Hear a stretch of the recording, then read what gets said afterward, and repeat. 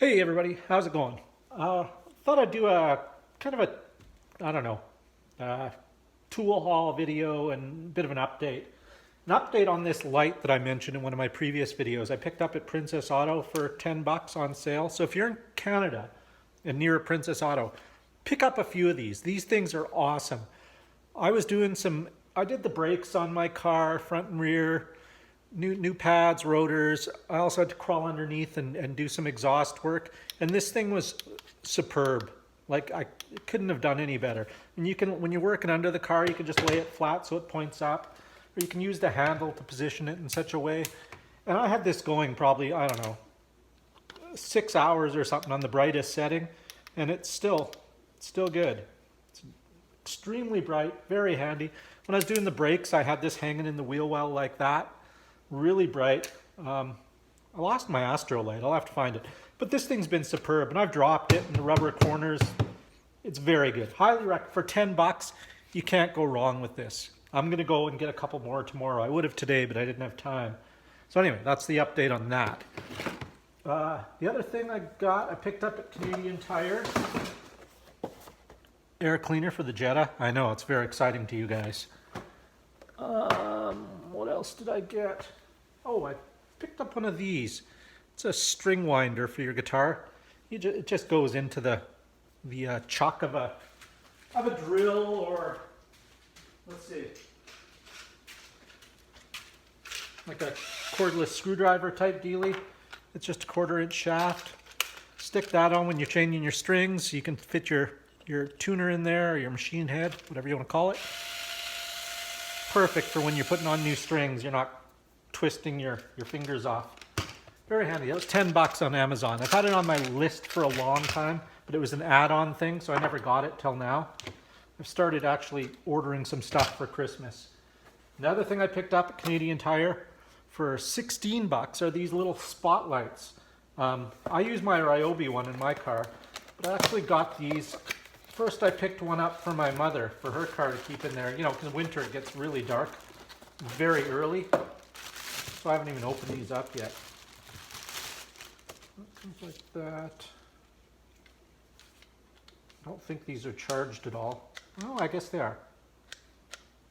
So there you go. Has a bright, a little less bright, and flashing. And it has a handle. You can set it up like such, blah, blah, blah. Unscrew back for USB. So let's see, there's what's in the back. Oh, there you go. There's your USB charging cable and the port for it. There's a little light to tell you when it's charged. I like that it keeps the cable in there. I didn't even know that. So that's not bad at all. 16 bucks for these. They're small, they're light. You can throw them under your car seat, you know, at night when you're looking for an address or just coming home. Real handy. 16 bucks. They're on sale too. So again, if you're in Canada and interested in such a thing, go pick one up. I don't know how bright they actually are. 160 meter beam distance, 2 hours runtime, waterproof or water resistant, 120 lumens. Like not super bright, but I don't know, for what you want. Durable waterproof design, switch lock prevents light from being accidentally turned on and off. That's good. Built-in storage, adjustable handle, and it's an LED light. 3.7 volt. So yeah, I ended up picking two. One for my wife and one for my mother. The other thing I picked up, I actually got this used. I'll get to that. These came in the mail. Nico left-handed drill bit set.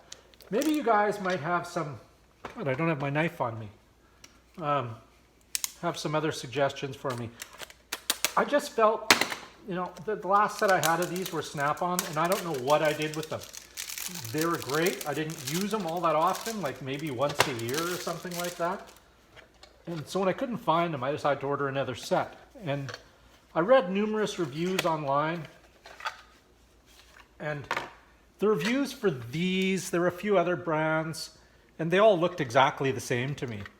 And the reviews were all very similar to all of them. Half of the reviews were, hey, these things are great, greatest things since sliced bread, and the other half were, they sucked, I broke them first time trying them. Now I'm going to assume, as I usually do, that a lot of people complaining about stuff that it wasn't very good is user error, as it seems to be. So there we go. They go down to a lot of complaints were people breaking the 1/16th bit. It's a very tiny bit. I'm cracking that up to user error. And it goes as high as 1/4 inch, which is probably good enough for me. And what they are is right-handed drill bits. You see the spiral, or left-handed drill bits, sorry. Let's get one close to the same size here. You can see that the spiral goes the opposite direction. So when you got a broken off bolt or screw or something, instead of using a drill like this to drill it out and then putting in a extractor, had to search my head for that word, you can use one of these, and if you're lucky, while you're drilling in reverse, it'll snag on the bolt on the edge or something and actually twist it out, if you're lucky. I've had luck with them in the past. I mean, not on something that's corroded right into wherever it is, but I've had some good luck with them. So I'm going to try these out anyway, hopefully not too soon, but they were like $28, I think it was. That's Canadian, that's the average price of these things that I've seen. So if you guys have any experience with, as they call them, left-handed drill bit set, this is the Nico 13 piece. Key features: high-speed steel construction, long-lasting titanium nitride coated finish, 135-degree split point tips. Special left-hand design works with screw extractors to remove broken fasteners. What's inside? 1/16 to 1/4 inch by 1/64. Blah, blah, blah. Made in China. Yes, I know a lot of my viewers are very anti-China tool, as am I for the most part.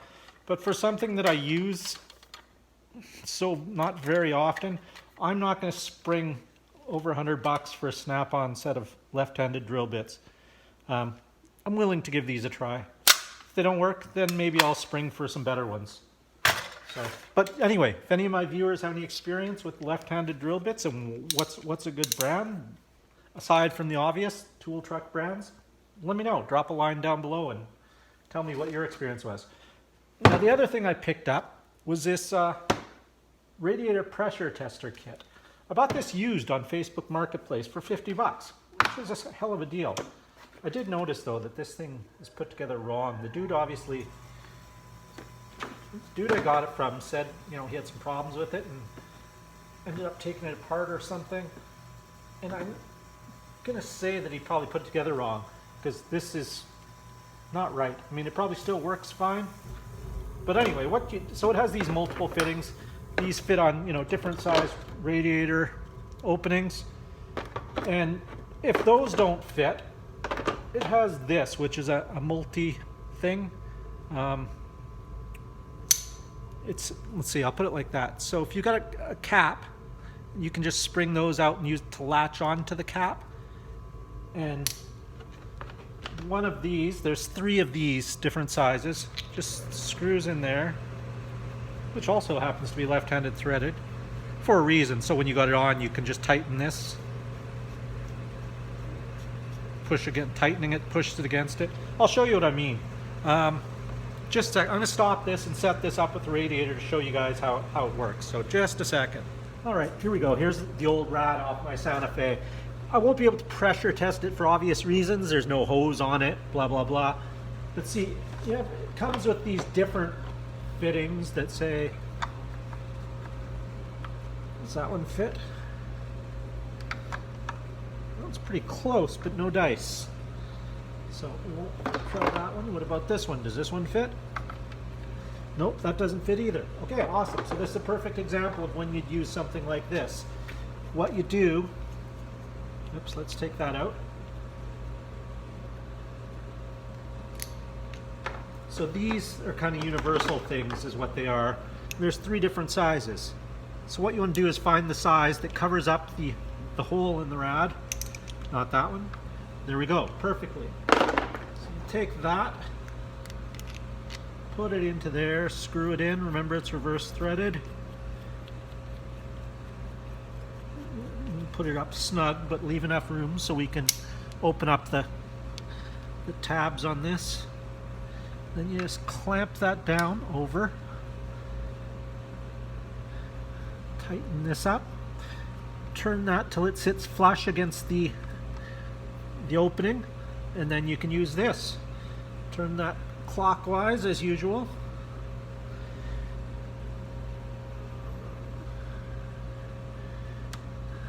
And there you go. And you get a good grip on it. I'm obviously not getting a good grip here, but not really trying too hard. So let's see.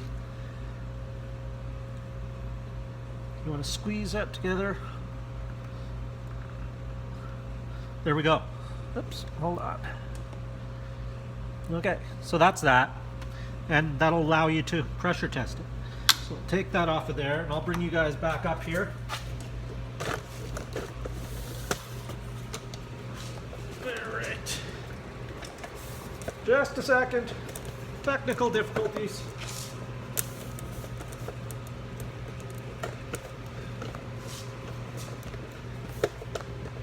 Alrighty, there we go.